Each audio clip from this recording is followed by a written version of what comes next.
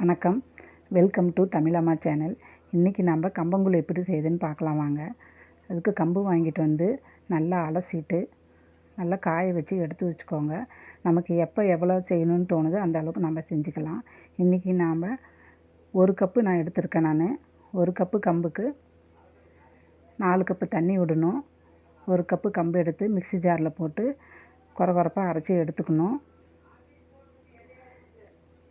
இந்த அளவுக்கு நல்லா கொரகொரப்பாக அரைச்சி எடுத்துக்கோங்க.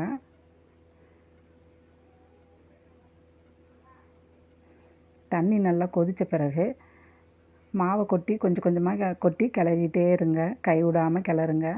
கட்டி கட்டி தான் வரும், இருந்தாலும் கிளறிட்டே இருந்தீங்கன்னா அது உடஞ்சிரும். நல்லா கிளறிட்டே இருங்க. தண்ணியெல்லாம் வற்றி இந்த மாதிரி கெட்டியாயிடும். இதுதான் கரெக்டான ஸ்டேஜு.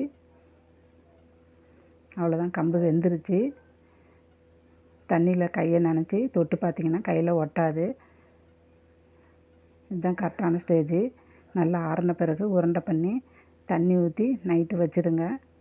காலையில் எடுத்து தயிரோ மோரோ ஊற்றி கொஞ்சம் உப்பு போட்டு நல்லா இந்த அளவுக்கு கரைச்சிக்கோங்க. இதில் பொடியாக நறுக்கிய வெங்காயம், கொஞ்சம் கொத்தமல்லி தழை, பொடியாக நறுக்கின பச்சை மிளகாயும் போட்டுக்கலாம், மாங்காயும் போட்டுக்கலாம். நான் இன்றைக்கி வெங்காயமும் கொத்தமல்லி தழையும் தான் போட்டிருக்கேன். அவ்வளோதான், ரெடி ஆகிடுச்சு. நீங்களும் வீட்டில் ட்ரை பண்ணி பாருங்கள்.